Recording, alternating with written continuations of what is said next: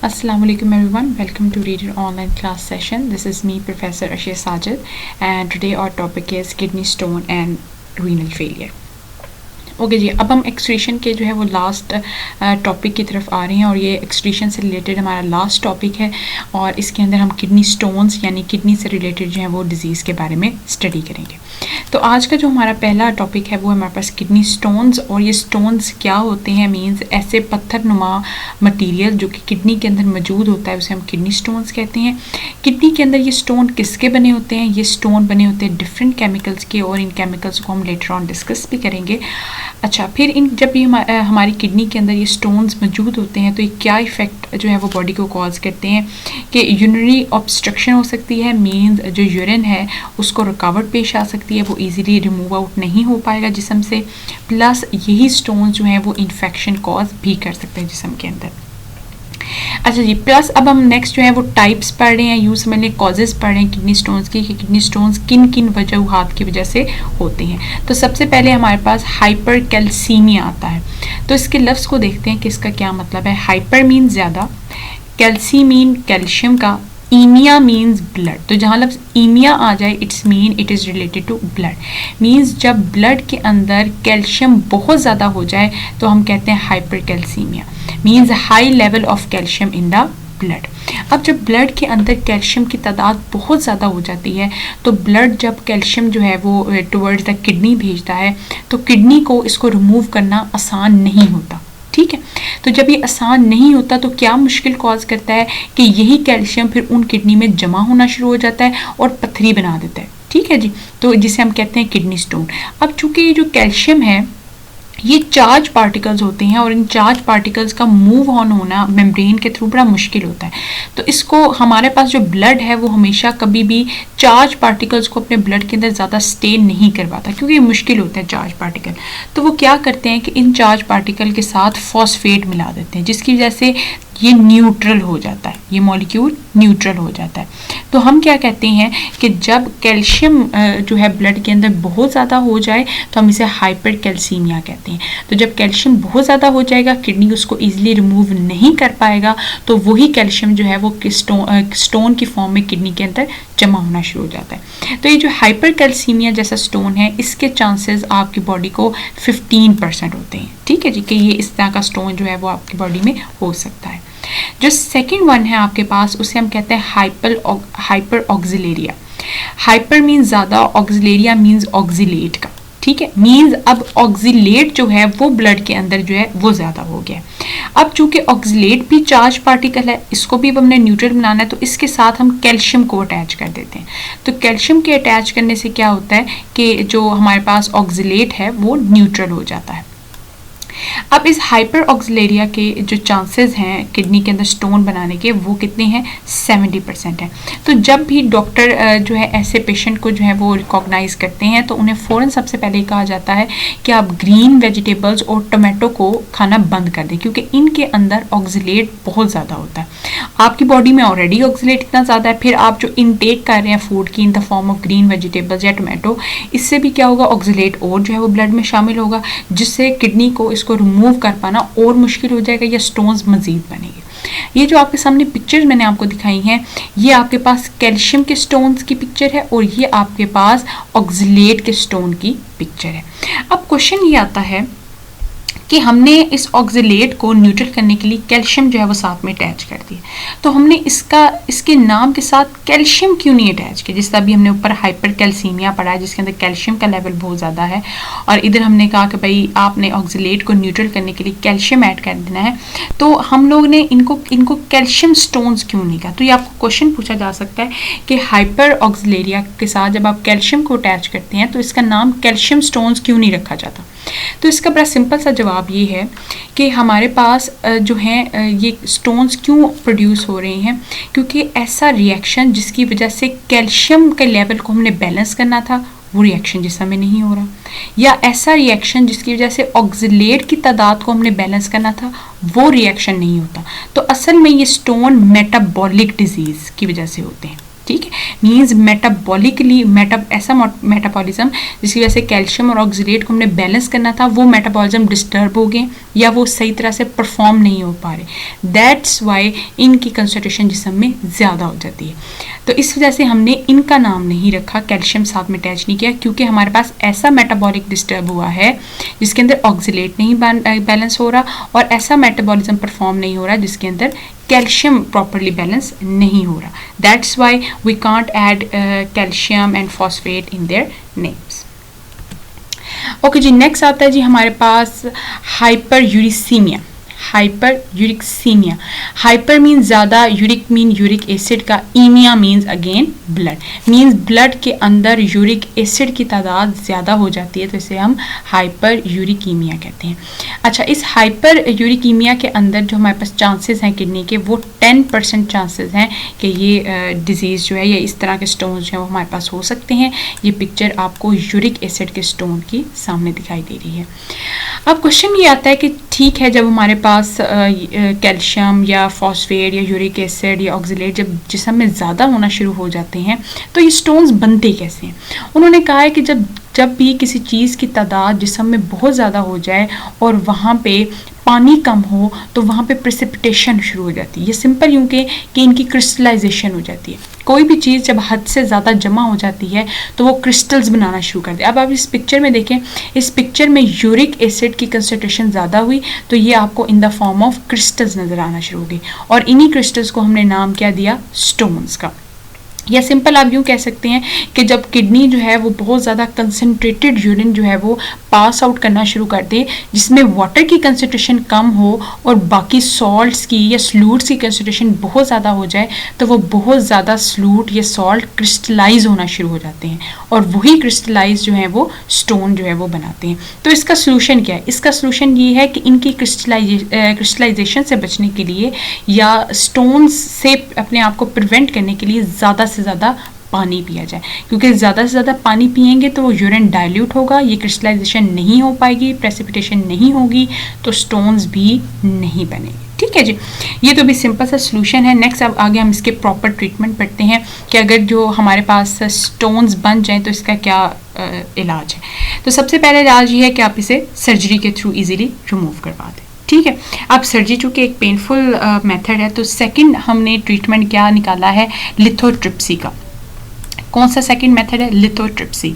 Litho mean stones and tripsy mean break, means ऐसा method जिसके अंदर आप स्टोन्स को तोड़ देंगे और ये ऐसा मेथड है जिसके अंदर आपको सर्जरी की ऐसा ज़रूरत नहीं पड़ती है। ठीक है जी, अब ज़रूरी नहीं है कि चूँकि अभी हम किडनी का टॉपिक पढ़ रहे हैं इस वजह से हमने किडनी में स्टोन्स पढ़ने हैं। आम तौर पे ये स्टोन्स किडनी में भी जो है वो मौजूद हो सकते हैं, यूरेटर में भी हो सकती हैं और गाल ब्लैडर में भी मौजूद हो सकती हैं।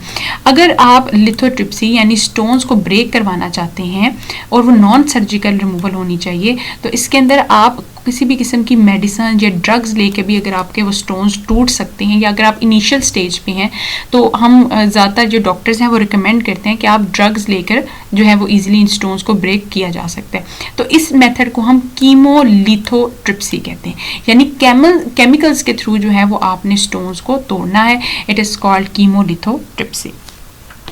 उसके बाद इसी लिथोट्रिप्सी के अंदर हम एक और मेथड पढ़ रहे हैं जिसका नाम है extra corporeal shock wave lithotripsy.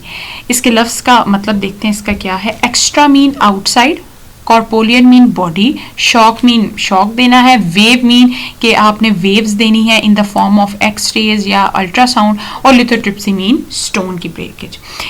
इसका क्या मतलब है? इसका मतलब है कि आपने जिस्म से बाहर जिस्म के अंदर वेव्स भेजनी है। वो वेव्स कोई भी एक्सरे होंगी या अल्ट्रासाउंड होंगी और जब वो वेव्स जिस्म के अंदर जाएंगी तो स्टोन को तोड़ देंगी। ठीक है, एक बार दोबारा देखते हैं। हमने कहा है कि आपने जिस्म से बाहर इन वेव्स को भेजना है, यानी एक्सरे की वेव या अल्ट्रासाउंड की वेव्स। जब ये वेव जिस्म के अंदर जाएंगी तो वो क्या करेंगी? स्टोन को तोड़ देंगी। तो इस मेथड को हम कहते हैं extra corporeal shock wave lithotripsy. ठीक है जी, तो ये भी आप डायग्राम देख भी रहे हैं, इसको मज़ीद आगे जो है वो पढ़ते हैं। अच्छा, इसके अंदर होता क्या है? ये डायग्राम जो है मैंने ऊपर बनाई है, इसको आप देख सकते हैं। उसके बाद इंशाल्लाह नेक्स्ट करें देखते हैं। अच्छा, अब होता क्या है कि आप फॉर एग्जांपल ये हमारे पास बॉडी है, ये ब्लू कलर का जो आपको बॉक्स नज़र आ रहा है ये हमारे पास बॉडी है, और इस बॉडी के अंदर किडनी है, और किडनी के अंदर ये आपको रेड कलर का जो है वो स्टोन नज़र आ रहा है। ये जो स्टोन है ये हमारा टारगेट है। अब हमने एक सोर्स लिया है जहां से क्या निकल रही है, एक्सरेज निकल रही हैं, और इन एक्सरेज की डायरेक्शन को हम कंट्रोल करते हैं with the help of mirror, ताकि ये सिर्फ एक्सरेज उसी टारगेटेड स्टोन तक जो है वो पहुंचे। अब होता क्या है कि जब हम एक्सरेज को इस पे फोकस करते हैं तो ये जो स्टोन है ये छोटे छोटे छोटे जर्रों में जो है वो टूट जाता है, यानी सैंड नुमा बन जाता है, और फिर इजीली किडनी जो है वो इसको अपने जिस्म से रिमूव आउट कर सकती है। अब आप यहाँ पे देखें, यहाँ पे एक जो है वो पेशेंट जो है वो जो लेटी हुई है, और देख सकते हैं कि ऊपर एक सोर्स है जहाँ से एक्सरेज उसके टारगेटेड बॉडी पे पहुंच रही हैं। और जब ये टारगेटेड बॉडी में एक्सरेज या अल्ट्रासाउंड वेव्स पहुंचती हैं तो फिर क्या होता है, फिर ये होता है कि ये जो किडनी के अंदर आपको स्टोन्स नज़र आ रहे हैं, और जैसी वेव्स इनको हिट करती हैं या इनको शॉक जो है वो देती हैं, तो ये स्टोन्स छोटे छोटे छोटे ज़र्रों में तब्दील हो जाते हैं। तो जब ये छोटे ज़र्रों में तब्दील हो जाते हैं तो आप इजीली इन्हें यूरेटर के थ्रू जो है वो अपने यूरिनरी ब्लैडर में एंड देन यूरिथ्रा के थ्रू जो है वो रिमूव आउट कर सकते हैं। तो ये हमारे पास एक मेथड है लिथोट्रिप्सी का, और इसका क्या नाम है, extra corporeal shock wave lithotripsy, जिसके अंदर आपने बाहर से वेव्स जिस्म के अंदर भिजवानी है, और उससे क्या होगा, स्टोन की ब्रेकेज हो जाएगी। उसके बाद नेक्स्ट जो हमारा टॉपिक है वो है हमारे पास रीनल फेलियर। कि रीनल मीन्स मैंने आपको पहले बताया था कि रीनल का क्या मतलब है, किडनी है, फेलियर मीन्स फेल हो जाना, किडनी का फेल हो जाना। अच्छा, अब ये टॉपिक जो है वो थोड़ा समझने वाला है। वो ये है कि फॉर एग्जांपल हम लोग कहते हैं कि अगर हमारे पास 100 नंबर का पेपर है तो उसमें से 33 नंबर वाला बच्चा जो है वो पास हो जाता है, ठीक है। लेकिन जो 33 से कम बच्चे नंबर लेते हैं वो फेलियर की कैटेगरी में आते हैं। अब देखें, जो बच्चा 30 नंबर ले रहा है वो भी फेल है, जो बच्चा 20 नंबर ले रहा है वो भी फेल है, और जो बच्चा 10 नंबर ले रहा है वो भी फेल है, और जो 0 नंबर लेके फेल हुआ है वो भी फेल की कैटेगरी में आता है। लेकिन अब आप देखें, जो 30 नंबर वाला बच्चा फेल हुआ है वो ऑलमोस्ट आस पास था पास होने के, ठीक है, लेकिन फिर भी वो फेल की कैटेगरी में। तो ये हमारे पास फेलियर होने की डिफरेंट स्टेजेस आती हैं। अब जो बच्चा 30 नंबर लेके फेल हुआ, आप थोड़ा उसे कम डांटेंगे, चले ठीक है कोई नहीं, 3 नंबर और ले लेते तो मजीद अच्छा जो है वो नंबर आ जाते और पास हो जाते। जो बच्चा 25 नंबर या 20 नंबर लेके, आप उसे मजीद डांटेंगे, जो 0 नंबर लेके पास हुआ है मेरे ख्याल से आप तो उसे डंडे मारेंगे, ठीक है जी। तो अब होता क्या है कि हमारे पास फेलियर की भी डिफरेंट स्टेजेस होती हैं। कोई 30 नंबर वाला फेल है, कोई 20 वाला, कोई 25 वाला, कोई 0 नंबर लेगी। इसी तरह जो हमारे पास किडनी है इसके भी फेल होने की डिफरेंट स्टेजेस हैं, स्टेज 1, स्टेज 2, स्टेज 3, स्टेज 4 और स्टेज 5। तो रीनल फेलियर की कॉज क्या है, सबसे पहले ये देखते हैं कि किडनी फेल कैसे होती है। उन्होंने कहा किडनी फेल होने के हमारे पास 2 तरीके हैं। एक, या तो किसी पैथोजन ने अटैक कर दिया हो, या फिर कोई ऐसा केमिकल जो है वो किडनी के अंदर इन्वेड कर गया हो जिसकी वजह से किडनी ने अपना काम करना छोड़ दिया है। और किडनी के अंदर किस बंदे ने काम करना छोड़ा है, नेफ्रॉन ने काम करना छोड़ा है। और नेफ्रॉन के अंदर किसने स्पेशली अपना काम करना छोड़ दिया है, ग्लोमेरुलस पार्ट ने काम करना छोड़ दिया। और जब ग्लोमेरुलस अपना फंक्शन परफॉर्म नहीं करेगा, इस मीन फिल्ट्रेशन नहीं हो रही। फिल्ट्रेशन नहीं हो रही इसका मतलब है जो ब्लड आपके पास आ रहा है उसके अंदर से वेस्ट रिमूव आउट ही नहीं हुआ। और जब ब्लड के अंदर से वेस्ट ही रिमूव नहीं हुआ, इट्स मीन कि आपके ब्लड के अंदर वेस्ट जमा होता चला जा रहा है, ठीक है। और वेस्ट किस फॉर्म में होता है, waste in the form of urea. तो इफेक्ट क्या होगा कि जब ये सारा प्रोसीजर हो जाएगा, केमिकल या किसी पैथोजन ने अटैक किया है, नेफ्रॉन काम नहीं कर रहा, ग्लोमेरुलस वाला पार्ट काम नहीं कर रहा, फिल्ट्रेशन नहीं हो रही, तो यूरिया का लेवल जिस्म में बढ़ना शुरू कर देगा। और आपको पता है यूरिया हमारे पास सॉल्ट है, और ये सॉल्ट अपनी तरफ क्या खींचेगा, ज़्यादा से ज़्यादा पानी खींचेगा। तो ये ब्लड में रहते हुए ही पानी को अपनी तरफ बहुत ज़्यादा जो है वो खींचेगा। इट्स मीन ब्लड के अंदर वाटर लेवल भी बहुत ज़्यादा हो जाएगा। और जब जिस्म में वाटर लेवल भी बहुत ज़्यादा हो जाएगा तो ब्लड के अंदर ब्लड का प्रेशर भी बहुत ज़्यादा हो जाएगा, ठीक है जी। प्लस इसके साथ एक और जो है वो मेन काम है वो है हार्मोन का, जो कि किडनी ही रिलीज़ करती है। वो हमारे पास हार्मोन है हीमोपोएटिन, ठीक है जी। जब हमारे पास रीनल फेलियर होता है तो ये सारी चीज़ें तो काम करना छोड़ ही रही हैं, साथ में ये हार्मोन भी निकलना बंद कर देता है। इस हार्मोन का काम क्या होता है? असल में जब ये हार्मोन काम कर रहा होता है, इसका काम होता है कि ब्लड की प्रोडक्शन में हेल्प करता है, मींस खून बनाने में हेल्प करता है। तो जब रीनल फेलियर हुआ, वेस्ट भी बढ़ रहा है, साथ में हीमोपोइटिन भी काम करना छोड़ गया है, इसका मतलब है अब खून भी बनना रुक गया है, तो इसका मतलब है एनीमिया हो जाएगा, मीन खून की कमी हो जाएगी। ठीक है जी। तो ये सारे जो हैं ये सिम्टम्स जो हैं वो रीनल फेलियर से रिलेटेड है। अब वापस आते हैं इसके इलाज पे। आपने पढ़ लिया होता कि इस तरह इफेक्ट क्या होगा, क्या क्या मसले हैं। अब इन मसलों को दूर करने की बारी आती है। तो सबसे पहला जो हमारे पास मेथड है वो है डायलिसिस। और डायलिसिस के अंदर क्या होता है? The process of removing waste and fluid from the body is known as dialysis. ऐसा प्रोसेस जिसके अंदर आप बॉडी के अंदर से आप वेस्ट को बाहर निकालेंगे, उस प्रोसेस का नाम क्या है? डायलिसिस। अच्छा, अब ये ज़रूरत क्यों पेश आती है? आप डायलिसिस क्यों कर रहे हैं? ये ज़रूरत उस वक्त पेश आती है जब आपके पास किडनी इस हद तक फेल हो गई है जिसे हम कहते हैं क्रॉनिक लेवल। एक होता है एक्यूट लेवल और एक होता है chronic level. Acute, ACTUE, acute level. Acute level होता है कि जिसमें चांसेस होते हैं कि आप रिकवर कर जाएं, ठीक है, वो इतनी सीवियर बीमारी नहीं होती। लेकिन जब लफ्ज़ क्रॉनिक का साथ अटैच हो जाए, मीन्स के बहुत ही सीवियर बीमारी है, अब या तो किडनी परमानेंट डिस्ट्रॉय हो सकती है, ठीक है, और उसमें बहुत कम चांसेस है कि अपने आप को रिपेयर करे या अपने आप को वापस से जो है वो काम करना जो है वो शुरू कर दे। तो हम क्रॉनिक रीनल फेलियर के वक्त जो है वो डायलिसिस का इस्तेमाल करते हैं। और क्रॉनिक रीनल फेलियर क्या है कि जब किडनी जो है वो मुकम्मल तौर पे अपना काम करना छोड़ देती है। और कैसे छोड़ेगी कि नाइट्रोजनस वेस्ट को वो अब बिल्कुल रिमूव कर ही नहीं पा रही। ठीक है जी। तो ये उस वक्त डायलिसिस जो है वो हम इस्तेमाल करते हैं। इस पिक्चर में आपको जो है वो डायलिसिस की एक मशीन जो है वो सामने नज़र आ रही है और आप देख रहे हैं कि ये काफ़ी बड़ी मशीन है और ये आम जो है हर हॉस्पिटल पे भी मौजूद नहीं होती है। ये टिपिकल जो अच्छे गवर्नमेंट के हॉस्पिटल्स हैं, जो प्राइवेट हॉस्पिटल्स हैं, जो कि अच्छे वेल डेवलप्ड हॉस्पिटल्स हैं, उनके अंदर ये मशीन जो है वो मौजूद होती है। वापस आते हैं डायलिसिस पे। डायलिसिस हमारे पास दो टाइप्स की हम पढ़ेंगे, एक है हीमोडायलिसिस और सेकेंड है पेरिटोनियल डायलिसिस।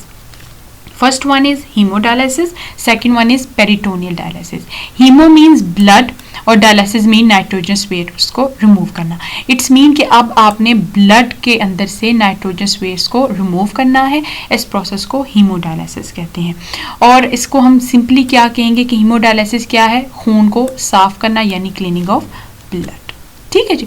इसकी सबसे पहले डायग्राम देखते हैं। इस मशीन को, ऐसी मशीन जो कि हीमोडायलिसिस परफॉर्म करती है, इसे डायलाइजर भी कहते हैं या आर्टिफिशियल किडनी भी कहते हैं। तो इट्स मीन कि ये मशीन ऐसे ही काम करेगी जिस तरह हमारी आम किडनी काम करती है। ठीक है।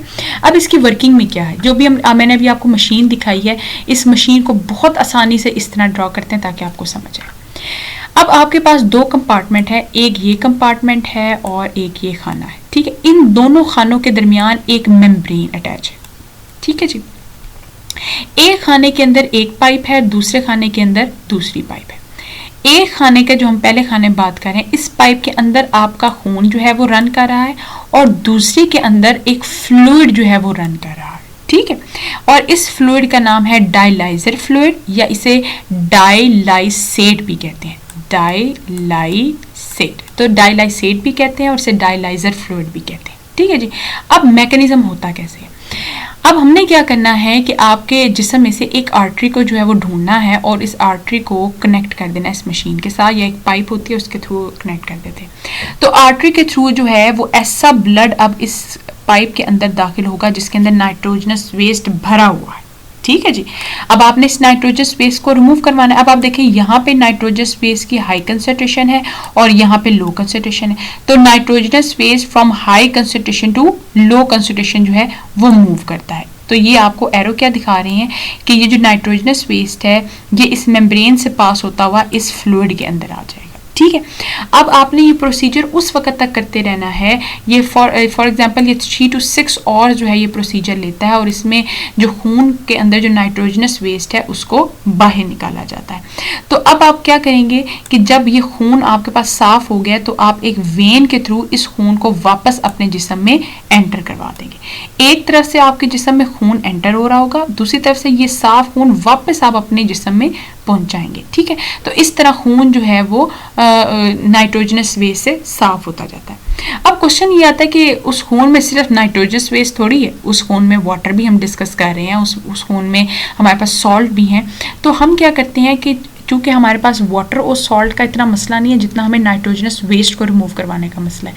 तो हम इस डायलाइजर फ्लूइड को वाटर और सॉल्ट के साथ आइसोटोनिक बनाते हैं, ठीक है। तो आइसोटोनिक जब ये दोनों वाटर और सॉल्ट के लिहाज से ये दोनों ब्लड भी और डायलाइजर फ्लूइड भी होंगे आइसोटोनिक, तो क्या होगा कि वाटर और सॉल्ट की मूवमेंट नहीं होगी। तो जो मेजर हमें मूवमेंट नजर आएगी वो किसकी आएगी, वो हमें नाइट्रोजनस वेस्ट की नजर आएगी, ठीक है जी। प्लस इस हीमोडायलिसिस का लॉन्ग टर्म इफेक्ट जो है वो देखा गया है। इस डायग्राम में आप देख सकते हैं कि हमारे पास क्या है कि हमारे पास एक मेम्ब्रेन है, ठीक है। इस मेम्ब्रेन की एक साइड पे खून है और एक साइड पे डायलाइजर फ्लूइड है। अब क्या होता है कि हम पेशेंट के जो है आर्टरी से जो है वो खून लेते हैं, इस मेम्ब्रेन से साफ करवाते हैं और इस मेम्ब्रेन की मदद से जितना भी नाइट्रोजनस वेस्ट है वो इसके अंदर दाखिल हो जाता है और इस बैग में इस नाइट्रोजनस वेस्ट को फिल करते रहते हैं। तो जब ये फ्लूइड वापस से गंदा हो जाता है यानी नाइट्रोजनस वेस्ट से भर जाता है, इसको बाहर निकाल दिया जाता है और फिर जो साफ फ्लूइड है वो एट द स्पॉट अंदर डाल दिया जाता है और फिर जितना भी खून आपने नाइट्रोजनस वेस्ट से साफ किया है वो वापस पेशेंट के अंदर with the help of when डाल दिया जाता है। Is that clear? अच्छा जी, उसके बाद नेक्स्ट आता है जी हमारे पास पेरिटोनियल डायलाइसिस। पेरिटोनियल डायलाइसिस क्या है? सबसे पहले तो इसका लफ्ज़ का मतलब देखना पड़ेगा कि ये पेरिटोनियल क्या है। इस पेरिटोनियल को समझने के लिए हमने एक छोटी सी डायग्राम बनाई है। इसके अंदर क्या है कि फॉर एग्जांपल ये आपके पास ब्लू कलर की जो लाइन बाई नज़र आ रही है, ये समझ लिया आपके पास एब्डोमेन है यानी आपके पेट का हिस्सा है। इस पेट के नीचे एक छोटी सी जो है वो लेयर लगी होती है, एक तह होती है पतली सी। इस तह को कहते हैं पेरिटल मेम्ब्रेन। क्या कहते हैं? Parietal membrane. फिर क्या होता है कि अब अंदर जो है वो आपके अज़ा पड़े हुए, जिसे हम विसीरल ऑर्गन्स भी कहते हैं, अंदरूनी अज़ा। इसमें स्टमक है, लिवर है, इंटेस्टाइन है और किडनी है। इन सारे अज़ा के ऊपर भी एक लेयर होती है जो आपको रेड कलर की नज़र आ रही है। इस लेयर को कहते हैं विसीरल मेम्ब्रेन, ठीक है जी। अंदर क्या मौजूद है? विसरल ऑर्गन मौजूद हैं और विसरल ऑर्गन के ऊपर एक लेयर है जिसे हम क्या कहते हैं? विसरल मेम्ब्रेन कहते हैं। अब ये वाली जो है ये खाली जगह बची हुई है, तो इस खाली जगह को हम कहते हैं पेरिटोनियल कैविटी कहते हैं। और इसके अंदर जो फ्लूइड हम भरेंगे वो फ्लूइड जो है वो हम सफाई के लिए ऐसे डायलाइजर फ्लूइड जो है वो भरा जाएगा, ठीक है जी। अब होता क्या है, अब आपने क्या करना है कि एक नीडल लेती है, ठीक है। इस नीडल के साथ कैथेटर अटैच होता है। कैथेटर मीन्स जिस तरह आपके पास जो आप हैंड के ऊपर लगाते हैं वो नीडल टाइप होती है जो अक्सर आपके हैंड के ऊपर भी लेते हैं, उसे हम कैथेटर कहते हैं। अब इस कैथेटर को इस पेरिटोनियल कैविटी के अंदर जो है वो डाला जाता है और फ्लूइड को जो है वो अंदर भर दिया जाता है। अब फ्लूइड जो है चूंकि अभी साफ है और अभी आपने नाइट्रोजनस वेस्ट को जिस्म से रिमूव करवाना है, तो वो नाइट्रोजनस वेस्ट कैसे आएगा बाहर? आपको पता है हमारे पास जितने भी विसरल ऑर्गन है इन सब के पास कैपिलरीज या ब्लड वेसल्स की सप्लाई मौजूद होती है। तो जैसे ही हम फ्लूइड को अंदर जो है वो इंजेस्ट करेंगे तो हमारे पास जो जितना भी वेस्ट है वो इन कैपिलरीज से या इन ब्लड की सप्लाई से बाहर आता हुआ इस फ्लूइड के अंदर भरता चला जाएगा। आप इस फ्लूइड को वापस निकालेंगे और फिर नया फ्लूइड डालेंगे और जो है वो इतना वेस्ट जो है वो रिमूव आउट होता जाएगा। अब क्वेश्चन ये कि पेरिटोनियल डायलिसिस की क्यों ज़रूरत पेश आई? अब ये जो हीमोडायलिसिस असल में ये बहुत महंगा प्रोसीजर है, प्लस अगर आपने इसको करवाना भी है तो आपको बड़े बड़े हॉस्पिटल्स में जाना पड़ेगा। इवन अगर रीनल फेलियर बहुत ज़्यादा है या सीवियर है तो एक हफ्ते में 2-2 चक्कर भी आपके लग सकते हैं। 3 से 6 घंटे का काम होता है। तो इसकी आसानी के लिए पेरिटोनियल डायलिसिस, इसे आप सीधा जो है वो पेट के अंदर सुई लगाते हैं, वहाँ से फ्लूइड अंदर जाता है और फिर इजीली वेस्ट को आप जो है वो एक बैग के अंदर भर के बाहर निकाल देते हैं। तो ये जो पेरिटोनियल डायलिसिस है ये आप घर में भी कर सकते हैं, कोई काम शाम कर रहे हो तब भी आप कर सकते हैं। तो ये मीन्स ईजी है, कन्वीनियंट है। लेकिन इसका एक ये है कि ये शॉर्ट टर्म जो है वो हमें इफेक्ट जो है वो प्रोवाइड करता है। अभी आपको पेरिटोनियल डायलिसिस की एक पिक्चर सामने आ रही है और इसके अंदर आप देखें कि हमारे पास ये एब्डोमेन वाला रीजन है, ठीक है। ये आपको पास एब्डोमेन रीजन है। यहाँ से हमने एक सुई, एक नीडल डाली है जिसे हम कैथेटर कह रहे हैं और इस कैथेटर के साथ 2 बैग जो है वो अटैच है। एक बैग जो कि फ्लूइड भर रहा है और एक बैग जिसके अंदर नाइट्रोजनस वेस्ट भर रहा है, ठीक है।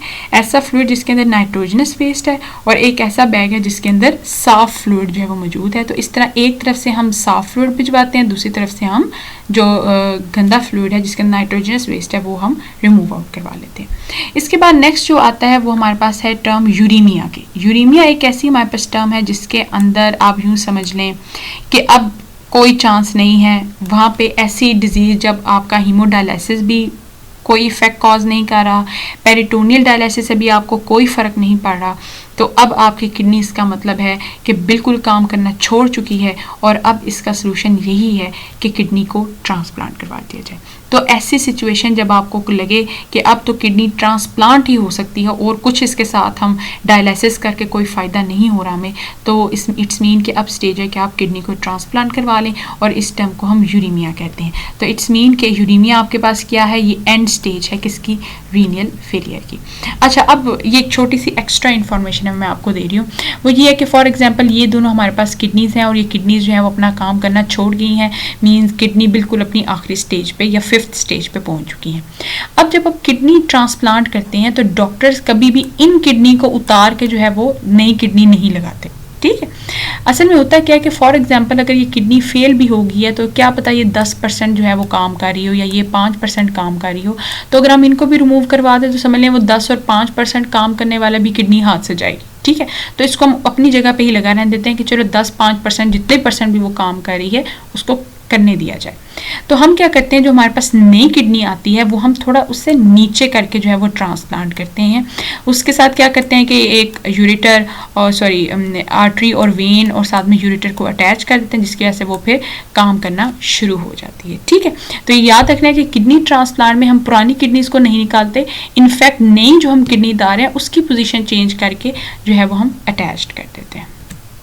Thank you for listening.